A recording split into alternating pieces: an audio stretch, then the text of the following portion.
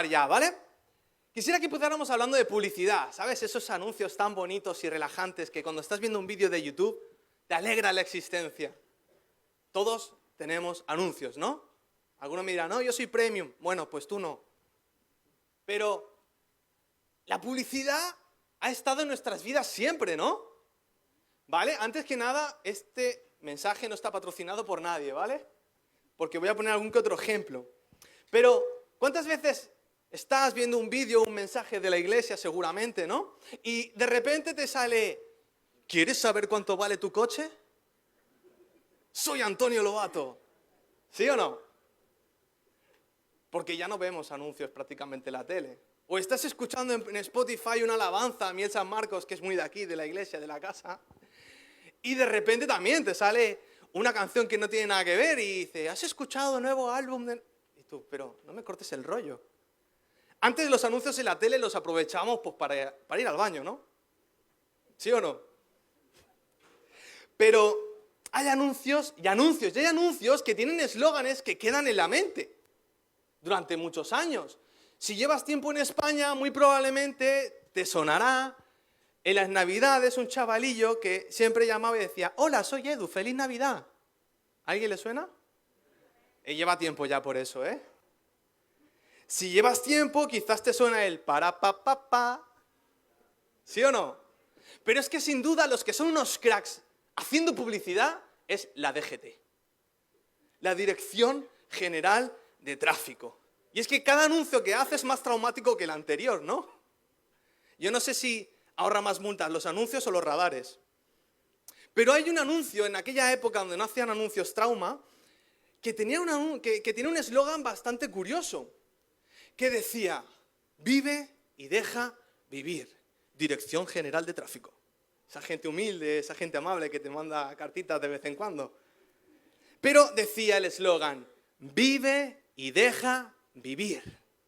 Y yo me quedé pensando, se me vino este eslogan a la cabeza y dije, uy, qué verdad tan profunda, ¿no? No tan solo para conducir, sino en el resto de la vida. Vive y deja vivir. ¿Acaso el Evangelio no nos enseña esto? Primero, vive. Segundo, deja vivir. Y si habría que añadir algo más, transmite la vida que se te ha dado. Por eso, en el día de hoy, quisiera que pudiéramos ir muy rápidamente a Eclesiastés capítulo 9, versículos del 7 al 10. Si lo tienes, me regalas un amén y esperamos un momento porque vamos a presentar esto al Señor. Amén. Eclesiastés 9, versículos del 7 al 10. Mientras que lo buscas, vamos a ir orando. Amén. Gracias, Señor, te damos por este día que nos has regalado. Gracias porque no es un día más y aunque no lo merecemos, te ha placido regalárnoslo. Gracias, Padre, por la multitud e infinidad de bendiciones sobre nuestras vidas. Señor, por favor, que sea tu palabra predicada en cada corazón, que llegue, transforme. Espíritu Santo, te rogamos que destruyas todo aquello que estorbe, que lo quites del medio, que transformes y edifiques todo a tu santa y soberana voluntad. Haz lo que te plazca, Espíritu Santo de Dios. Tú eres el dueño y Señor de todo. En el nombre de Jesús te lo pedimos. Amén y amén. Perfecto. Eclesiastés capítulo 9. Si tienes tu Biblia, háblela. Si no, enciéndela como te vaya mejor. Y leemos la palabra de Dios en el nombre del Padre, del Hijo y del Espíritu Santo. Amén. Dice la palabra del Señor. Anda y come tu pan con gozo. Bebe tu vino con alegre corazón. Alguno dice, amén. No, vamos a acabar el versículo. Porque tus obras ya son agradables a Dios. En todo tiempo sean blancos tus vestidos. Y nunca falte ungüento sobre tu cabeza. Goza de la vida con la mujer que amas. Todos los días de la vida de tu vanidad que te son dados debajo del sol. Todos los días de tu vanidad, porque esta es tu parte en la vida y en tu trabajo con que te afanas debajo del sol. Todo lo que te viniera a la mano para hacer, hazlo según tus fuerzas, porque en el Seol, a donde vas, no hay obra, ni trabajo, ni ciencia, ni sabiduría. Vale, pues tenemos un pequeño pasaje del libro de Eclesiastés. Entonces, ¿quién escribió este libro con un nombre tan curioso? Salomón. No Salmón, Salomón. Salomón era el hijo del rey David, como bien sabemos. Vamos a hacer una pequeña biografía introductoria. Él era el hijo del rey David. Llega un momento en el que el rey David ya tiene una edad avanzada y al rey Salomón, bueno, al príncipe en ese momento, Salomón, le toca ocupar el lugar de su padre. Pero ¿qué pasa? Que el rey David había sido un gran rey, había llevado a Israel a la estabilidad económica, a la estabilidad política, era un gran guerrero, era valiente, era inteligente, era un salmista, un adorador, a pesar de sus muchos fallos. Había sido un gran rey, había dejado un gran legado, había dejado el nivel por las nubes. Y ahora venía Salomón sin experiencia, sin práctica, él capaz se sentiría no del todo preparado y dice la Biblia que tiene un sueño y en ese sueño el Señor le dice, Salomón, ¿qué quieres? Y Salomón le dice, Señor, quiero sabiduría para liderar a tu pueblo. Y en esto que el Señor le responde, perfecto, como no me has pedido fama, ni riquezas, ni influencia, ni poder, te daré sabiduría y además todo eso añadido. Entonces, como podemos ver un poquito en la Biblia, Salomón fue un hombre muy sabio, muy poderoso, muy influyente. Y dice la palabra en Primera de Reyes 4:34, dice, para oír la sabiduría de Salomón, venían de todos los pueblos y de todos los reyes de la tierra, a donde había llegado la fama de su sabiduría. O sea, era un hombre extremadamente sabio, famoso, poderoso. La gente le respetaba a nivel internacional, sin redes sociales, sin nada, del boca a boca. Pero al final de sus días escribió este maravilloso libro. Escribió Cantar de los Cantares, hizo la colección del libro de Proverbios, que no lo escribió todo él, sí una gran parte, pero no todo, recogió proverbios de otros sabios de su época. Y al final de sus vidas sacó la conclusión de sus errores, porque Salomón con el paso del tiempo se apartó del Señor hasta el punto de ofrecer sacrificios humanos y de niños a Moloc. Pero pasa el tiempo y vemos un hombre arrepentido, quebrantado, que lo ha tenido todo. Dice la Biblia que no se negó placer alguno a su vista, que todo lo que deseó lo obtuvo. Pero a pesar de haberlo tenido todo, dice, todo es vanidad. Y en este libro llamado Eclesiastés nos enseña que la vida está en las cosas sencillas, no en las grandes riquezas, no en las grandes proezas, no en la fama, en la influencia, está en las cosas sencillas, pero sobre todo está en el Señor. Y aquí vemos una especie de libro en el que intenta enseñarnos eso. De hecho, la palabra que más sale es vanidad, que significa niebla, la palabra original, niebla, neblina, ¿no? Y es lo que dice, que la vida es neblina, se va, no la puedes atrapar con las manos.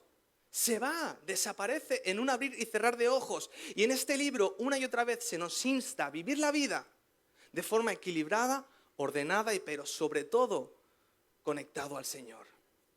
Entonces, hemos dicho, vive y deja vivir, que es el título del sermón. Pero para poder empezar primero tenemos que saber qué significa vivir. Porque dirás, bueno, estamos vivos. Sí, pero una cosa es postergar la muerte. Y otra cosa es vivir con todas sus letras. Dice, Salomón nos invita, cuando dice el primer versículo, anda y come tu pan con gozo y bebe tu vino con alegre corazón. Vale, no nos está hablando aquí de vamos a pegarnos una borrachera de fin de semana. No, nos está diciendo disfruta de las cosas sencillas, de un paseo en familia. Disfruta del fruto de tu trabajo. ¿Has trabajado? Perfecto, ahora disfruta que has llegado a casa. Disfruta de un paseo con los niños, del parque, de dar una vuelta, de las cosas sencillas, nos está diciendo. Goza la vida con la mujer que amas, porque sabemos que Salomón tuvo muchas mujeres. Imagínate la cantidad de suegras. Que eso yo creo que no lo contempló. Pero no encontró felicidad en ella. Él entendió que la felicidad, aparte de las cosas sencillas, están en una familia hecha a la manera de Dios. Ahí está, porque esos momentos solos te los puede dar una familia hecho según el orden que Dios estableció. ¿Amén? Pero es que el problema es que no se nos enseña a vivir. Cuando somos pequeños se nos enseña a caminar, se nos enseña a alimentarnos de una forma correcta, se nos enseña a evitar peligros como mirar la calle antes de cruzar para que no nos atropelle un coche, ¿correcto? Se nos enseña a leer, a escribir, a ir al colegio, pero no se nos enseña a vivir. ¿Crees que sí? Pero como he dicho antes, una cosa es mantenerse con vida, postergar la muerte, y otra cosa es vivir la vida. Porque si no sabemos vivir la vida, simplemente somos máquinas que cumplen su parte en una sociedad como una pieza más de una máquina. Te levantas, si eres estudiante, vas a clase, regresas, comes, haces tus tareas, te echas una siesta, depende de tu rutina, duermes, te levantas y sigues con una rutina y no hay un cambio. ¿Qué te diferencia de una máquina si haces lo mismo todos los días? Si eres trabajador, te levantas, preparas el desayuno para tus hijos, vas a trabajar, vuelves, comes, igual si haces tú un partido regresas, te quedas en casa, haces las cosas de la casa, vas a hacer la compra, te vas para el Mercadona, cenas, duermes y otra vez igual. ¿Qué te diferencia de una máquina? Nada. Somos simples autómatas. Vivimos en plan zombie, en piloto automático, en stand-by. ¿Pero realmente esa es la vida que Dios quiere para nosotros? Porque yo creo que no. Entonces, ¿qué significa vivir? Vivir no es estar siempre feliz. De hecho, si siempre te sientes feliz, tienes un problema mental, ¿vale? Porque la vida, hay momentos en los que estás triste y tienes que estar triste porque toca estar triste. Hay momentos en los que sufres, en los que hay dolor, en los que hay quebranto. No te va a venir el doctor, tienes cáncer. ¡Ay, qué bien! Te va a decir a psiquiatría. Es normal reaccionar de una forma emocionalmente sana y equilibrada. Vivir tampoco es una vida sin problemas, sin angustias. Porque el mismo Jesús os dijo, en el mundo tendréis aflicción, pero confiad que yo he vencido al mundo. También dijo, el que quiera seguirme, que lo deje todo, que coja su cruz y que me siga. También dijo que les iban a perseguir a los apóstoles, los van a perseguir a causa de mi nombre. O sea, qué buena campaña de marketing, ¿no? Para seguir a Jesús. Seguidme, que vais a tener problemas. Sin embargo, les dijo, confiad que yo he vencido al mundo. Confiad. Entonces la vida tiene problemas. La vida no es estar siempre alegres y gozosos. Vivir es estar y ser conscientes de nuestro presente. Porque ante esta rutina hacemos dos cosas. O bien nos anclamos en el pasado cuando aparentemente éramos más felices y nos llenamos de nostalgia. ¡Ay, qué bien vivía con mi familia! ¡Ay, qué bien vivía en aquellos tiempos! ¡Ay, qué bien vivía cuando no estaba enfermo! O vivimos en el pasado. ¡Ay, qué malo he sido! ¡Ay, la culpa me invade! ¡Ay, qué vergüenza por lo que hice, que nadie se entere! Y nos evadimos de nuestra realidad, de nuestro presente. Pero por otra parte, también existe el peligro que nos impide vivir nuestro presente, proyectándonos y viviendo constantemente en el futuro. Cuando sea doctor o ingeniero, entonces seré feliz y voy a vivir la vida. Cuando lleguen las vacaciones, ahí sí seré feliz y voy a disfrutar de la vida. Cuando llegue el fin de semana y vaya a la iglesia, ahí sí que estaré feliz y viviré de verdad la vida. Pero ¿realmente el Señor quiere que tengas una vida un mes al año? ¿Realmente el Señor quiere que vivas un fin de semana cada semana? ¿O quiere que vivas cada uno de los días de la semana? Por eso, vivir es estar y ser consciente de tu presente, porque lo único que tienes en tus manos es presente, es ahora. El futuro es incierto, tú no sabes lo que te va a esperar. El pasado nada puedes cambiar. Por eso Jesús dijo, no os afanéis por el día de mañana. Bastan los afanes del día de hoy. Porque ¿para qué te vas a preocupar por un mal futuro que igual ni siquiera llega? Cuando en el día de hoy tienes tus propias preocupaciones. Vamos a ser selectivos con las preocupaciones. Yo a veces lo digo, no soy pasota. Soy selectivo con mis preocupaciones. Y así deberíamos serlo. Amén. Pero el mismo versículo dice, el mismo capítulo, Eclesiastés 9, del 4 al 5, dice: aún hay esperanza para todo aquel que está entre los vivos, porque mejor es perro vivo que león muerto. Porque los que viven saben que han de morir, pero los muertos nada saben, ni tienen más paga, porque su memoria está puesta en el olvido. O sea, mejor es un perro, un animal inferior, que esté vivo que un gran león, el rey de la selva con todo su pelaje, su presencia y su fuerza, que esté muerto. ¿De qué le sirve? ¿Qué poder tiene él ahora? Porque todos, dice la palabra, buenos y malos, llegará a un fin. Si no viene el Señor, es porque se te acaba la vida. En plan, te mueres. Y llegará un momento que el Señor te dirá: ¿qué hiciste con la vida que te regalé? ¿Qué has hecho con la vida que te regalé? ¿La viviste o la desperdiciaste? ¿Apretaste el botón de piloto automático o decidiste disfrutar cada instante con sus subidas y bajadas, con sus pros y contras? Entonces, ¿cuáles son los enemigos de la vida? Hay varios. El primero de ellos, obviamente, es el pecado. El versículo 8 nos recuerda: en todo tiempo sean blancos tus vestidos y nunca falte ungüento sobre tu cabeza. Esto se explica por sí solo.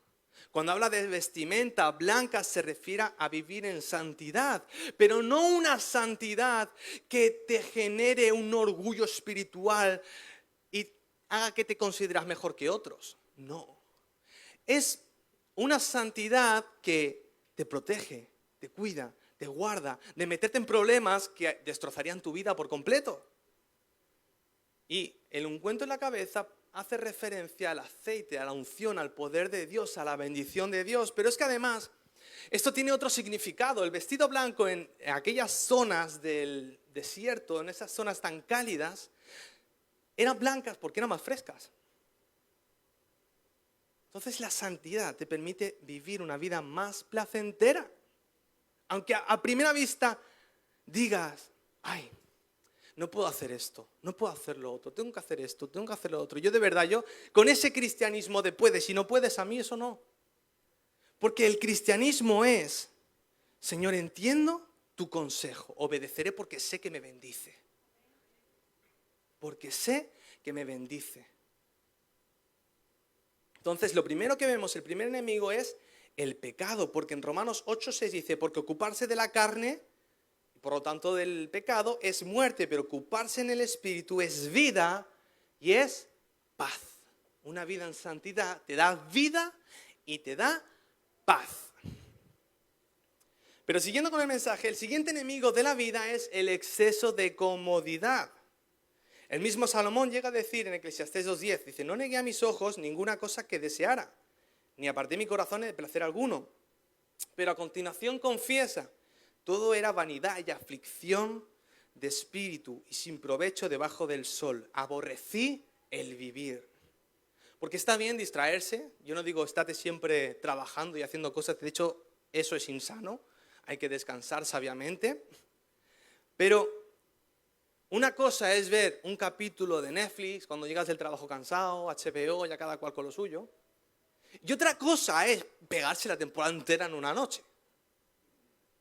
Llega el siguiente día, venga, ¿qué serie buscamos? Que la otra día me la acabé. Otra temporada. Llega el siguiente día, ya no, una telenovela que rinde más, 60 capítulos. Una cosa es el ocio, que es necesario y es sano en su justa medida, y otra cosa es vivir ociosamente. Spurgeon dijo lo siguiente.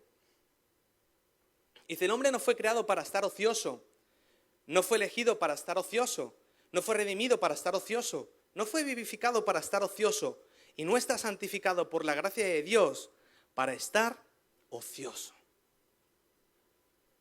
Imagínate llegando cara a cara con Jesús y Jesús te diga: yo morí por ti, yo sufrí por ti, Yo lo di todo por ti, lo que más valoraba, que era mi relación y conexión con mi Padre, por un instante la entregué por ti. ¿Para que te pases la vida tumbado en una cama? ¿Para que te pases la vida vagueando? ¿Para que te pases la vida sin hacer nada, sin dar fruto, sin trabajar, sin dar un palo al agua? ¿Para eso yo morí por ti? ¿Con qué cara te quedarías? ¿Con qué cara te quedas? Por lo que el segundo enemigo de la vida es el exceso de comodidad. Pero es que esto no acaba aquí. Tenemos más enemigos para la vida. Tenemos el miedo. Porque los miedos están para dos cosas. Los miedos te protegen, pero los miedos también están para superarse. Hay miedos que hay que respetarlos porque te mantienen a salvo, como los consejos que da el Señor para nuestra vida. Y hay miedos que te limitan, que están ahí, que es un pensamiento que te bloquea, que te impide avanzar. Imagínate por un momento, casados. ¿Cuántos casados no cansados hay en la sala? Vamos a enfatizar, casados. Hay menos manos, no. ¿Qué hubiera sido si te hubiera dado miedo pedirle salir a tu esposa? Si te hubiera dado miedo pedirle que se casara contigo. Ay, si me dice que no. No tendrías ese matrimonio que tienes. No tendrías quizás esos hijos que tienes. No tendrías la vida que tienes. ¿Qué hubiera pasado si aquel trabajo que ahora tienes y que tanto te bendice, nunca te hubieras dado el atrevimiento o la valentía de poder cruzar esa meta, de poder cruzar ese miedo y realizarlo? Ahora mismo no tendrías el trabajo que tienes. O los que sirven, ¿cuántos sirven al Señor aquí? Pues casi todos. Si te hubiera dado miedo servir al Señor en el área donde estás sirviendo, no estarías dando el fruto y nosotros no disfrutaríamos del fruto de tu trabajo. No, sería imposible. O más aún, bautizados estamos casi todos también, ¿no? ¿Qué hubiera sido si nos hubiera dado miedo decirle al Señor, no, tengo miedo porque quizás no soy lo suficientemente sano para seguirte?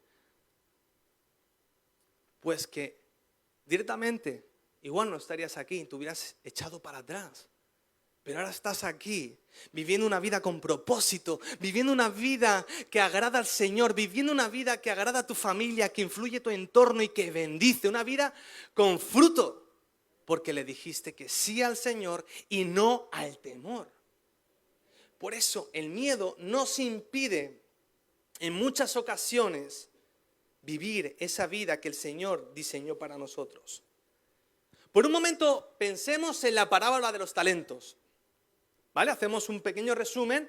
Dice la palabra que una vez un señor que representa a Dios, era un hombre rico, era un hombre poderoso y tenía que irse lejos de su casa y tenía 3 siervos.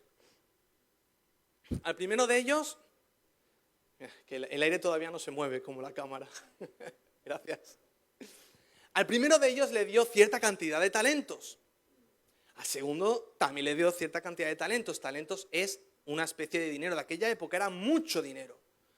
Y al tercero le dio también su parte proporcional. Y dice la palabra que entregó de forma proporcional a sus capacidades. Al que tenía mayor capacidades, al que estaba más preparado, le dio más dinero, al segundo menos dinero y al tercero menos dinero. A cada uno, repito, según sus capacidades.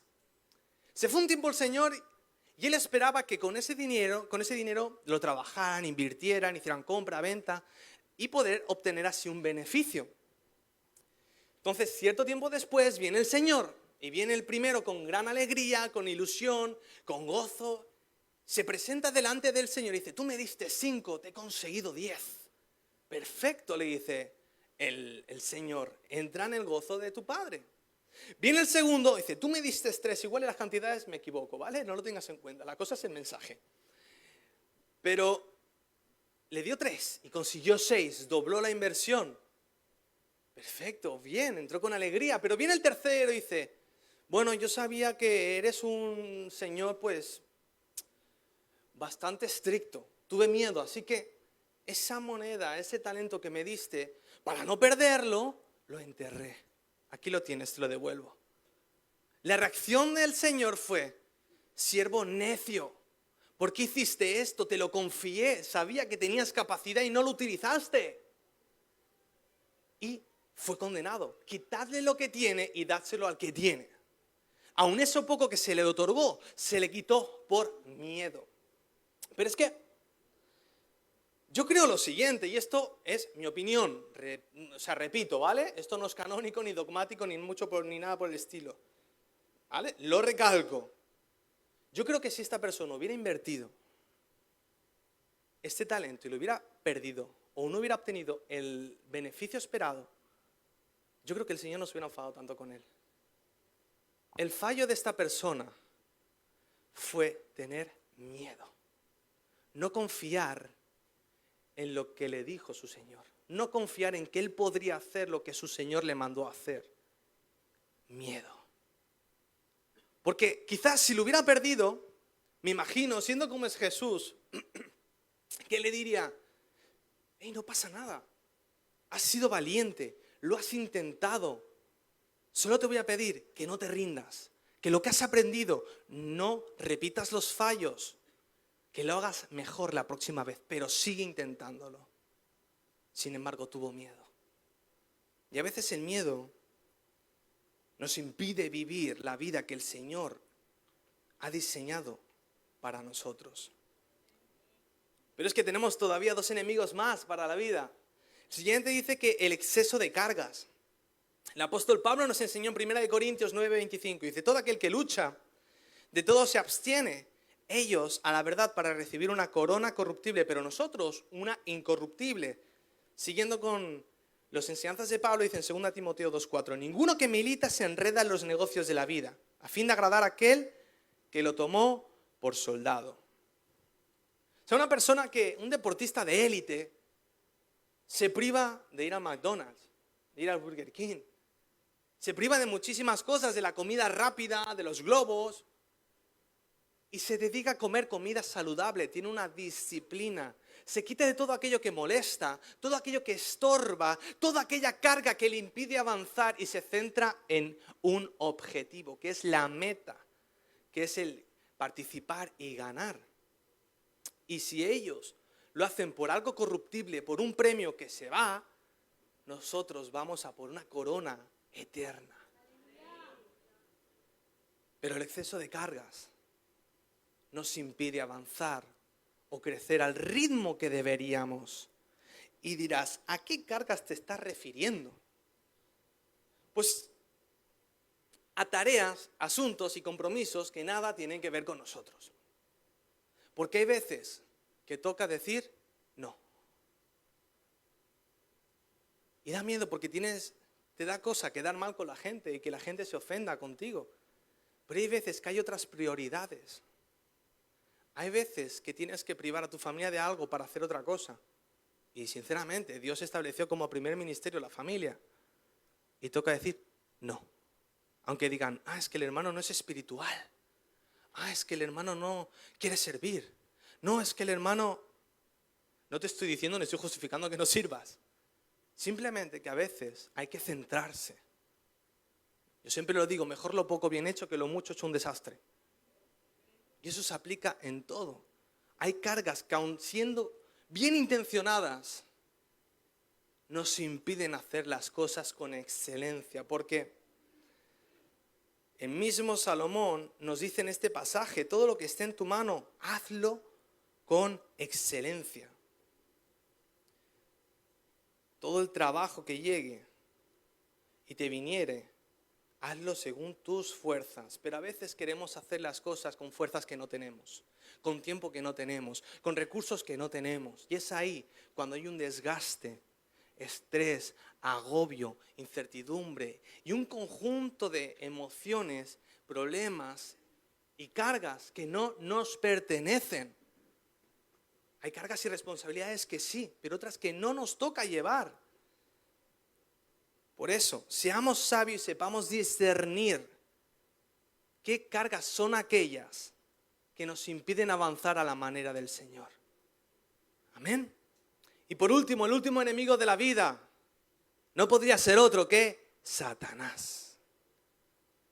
Porque Juan 10:10 dijo, el ladrón no viene sino para hurtar, matar y destruir, pero yo he venido para que tengan vida y tengan una vida en abundancia. La palabra abundante viene del griego y significa perisos, que significa una vida de calidad, una vida superior. Los de la prosperidad dicen que una vida abundante es que te sobre el dinero. Pero vemos que Salomón tuvo de todo y era un infeliz. Tuvo todo lo que quiso tener y no vivía la vida. Su conclusión fue toda la contraria. La felicidad y la verdadera vida está en los pequeños detalles, en la sencillez, pero sobre todo en el Señor. Y el enemigo del Señor no es otro que Satanás, que es un ladrón que intenta exprimirnos la vida, robárnosla y hasta destruir si puede. Pero nuestro Dios, el Dios de la vida, el Dios creador de la vida, el único que realmente puede crear vida de la nada, nos dice, vive y disfruta la vida que te he dado. Porque esto es bueno, es don de Dios. Entonces, hemos dicho que los enemigos de la vida es el pecado, el exceso de comodidad, el miedo, el exceso de carga y el enemigo. Y quisiera acabar, ir concluyendo, porque ya he escuchado alguna barriguita rugir, con una historia. Ya si me ponéis una musiquita de fondo, triunfáis. Hasta que no haya musiquita, no hay historia.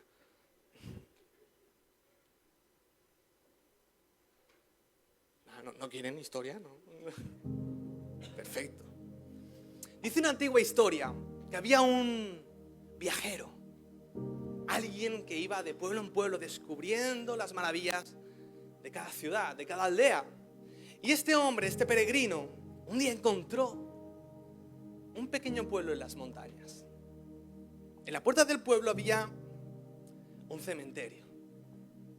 Y se asombró porque este cementerio, a diferencia de los que ya había visto previamente, tenía un montón de flores de todos los colores, de todos los tipos, de todos los olores. Habían fuentes, era un cementerio que si quitas las tumbas parecía un jardín precioso. Miró la primera tumba y para su sorpresa ponía el nombre de la persona, pero no había ni fecha de nacimiento ni fecha de defunción. Lo único que había era 8 años, 5 meses, 3 días. Ponía el nombre de la persona y ponía esa cantidad de tiempo. ¡Wow! Era un niño. Se sintió mal por un momento, pero mirando la segunda tumba, intentando encontrarse mejor, porque a ver, quieras o no, cuando es una persona mayor dice, ha vivido su vida, la ha disfrutado. Cuando es un niño, piensas en todo lo que no llegó a vivir y duele todavía más, no deja de doler, pero duele más. El nombre de la persona, 7 años, 6 meses, 20 días. Su semblante volvió a destrozarse. Otro niño. Miró una tercera tumba pensando que encontraría algo diferente, pero otra vez el nombre, esta vez era una niña. 9 años, 6 meses, 13 días. El hombre se echó a llorar. ¿Qué era aquella cosa tan trágica que había pasado en ese pueblo para que tantos niños estuvieran enterrados en ese cementerio? En ese momento se encuentra con el jardinero que cuidaba de toda aquella zona y le preguntó, con lágrimas en los ojos, ¿qué ha pasado aquí? ¿Acaso hubo un accidente? ¿Acaso hubo una epidemia infantil? El jardinero se quedó, pero ¿por qué me estás diciendo esto? Porque es que solo veo niños enterrados en este cementerio. ¿Qué ha pasado en este pueblo? El jardinero sonrió, sacó una libreta de su bolsillo y le dijo, mira, en este pueblo tenemos una costumbre muy nuestra.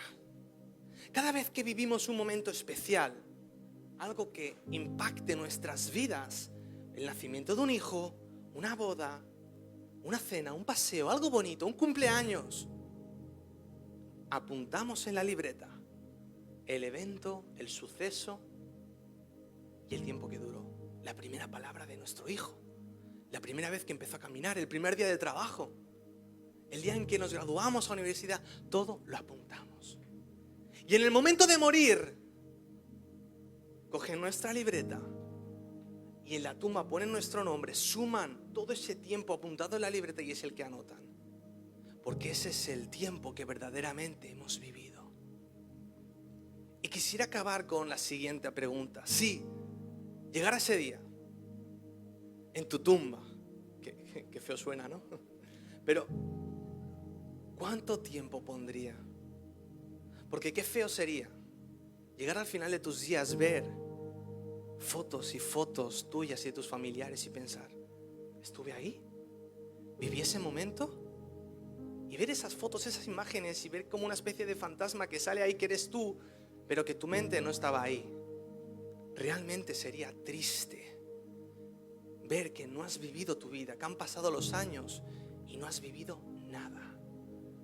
Y el Señor te dirá, ¿qué hiciste con la vida que te regalé? ¿Cuántos años, cuántos meses, cuántos días habrían apuntados en esa lápida?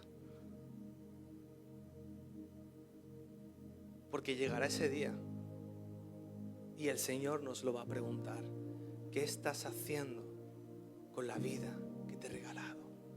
Porque te la regalé para que la vivas y dejes vivir. Amén.